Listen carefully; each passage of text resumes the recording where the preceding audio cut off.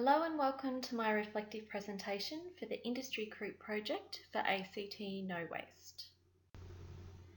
The purpose of this presentation and the accompanying assignment is to facilitate a reflective practice in relation to my involvement as a manager in the industry project. This presentation specifically considers concepts of collaboration, teamwork and organisation, and also considers my strengths, weaknesses and overall learnings gained from this experience. In relation to the project background, the Transport Canberra and City Services Directorate is responsible for managing ACT infrastructure and services, including ACT NoWaste, which works on local and national policies and administers the Waste Management and Resource Recovery Act. The objective of this being to manage waste according to the waste hierarchy, promote best practice waste management and support innovation and investment.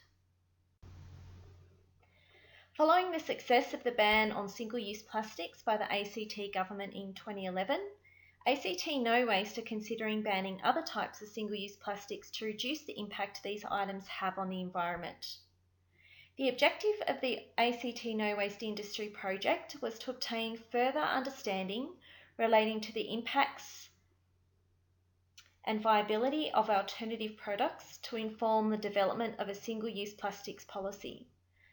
A key consideration of development of this policy is the environmental and economic impacts of alternative products to ensure any proposed alternatives are not problematic items that would only serve to require further corrective actions in the future. To this end, a key deliverable for this project was a decision-making matrix researching the alternatives to single-use plastics across 5 key core categories.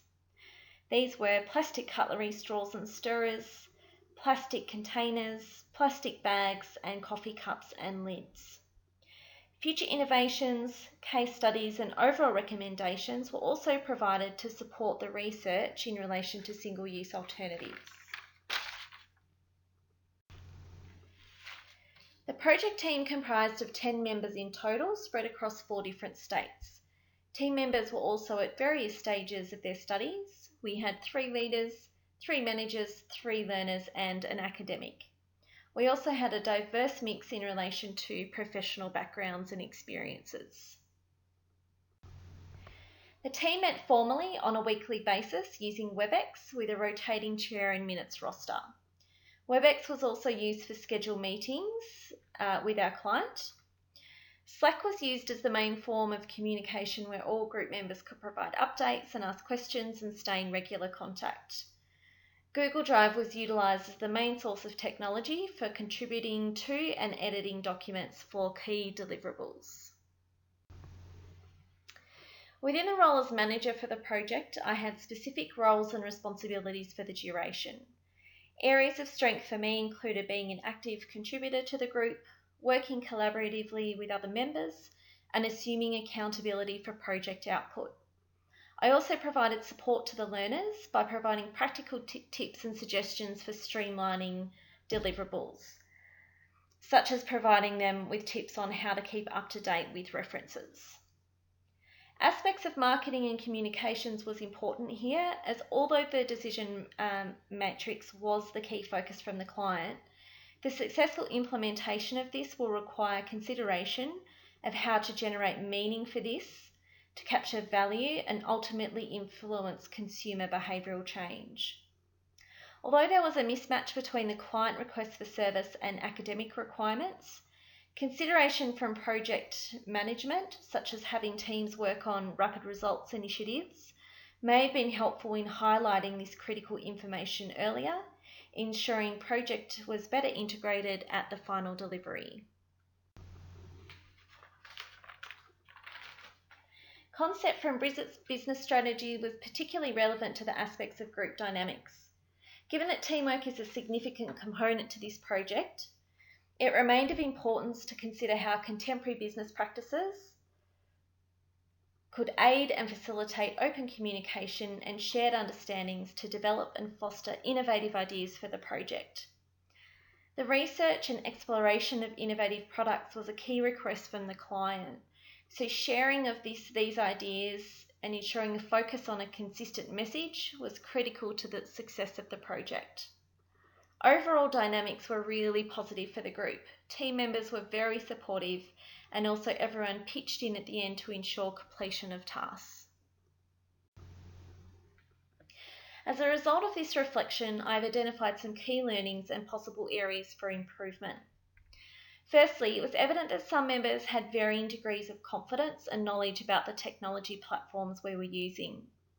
So at the commencement of the next industry project, I think it would be important to ensure all members are confident with the use of these tools.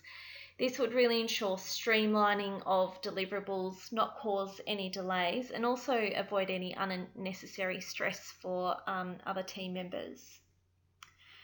Secondly, ensuring commitment to the request for service and minimising scope creep. Due to the breadth of this project and volumes of information that were required to be taken on board in quite a short period of time, this really did lead to scope creep in the group and sometimes halted progress. While the research that various members were looking at were really interesting, it wasn't actually helping us in terms of ensuring that we were focusing on our key deliverable. For the next project, I think having a person or a couple of leaders there to bring the group back to focus on the request for service would be really important. This project was also quite rushed towards the end because there were also basically 2 reports that we had to generate.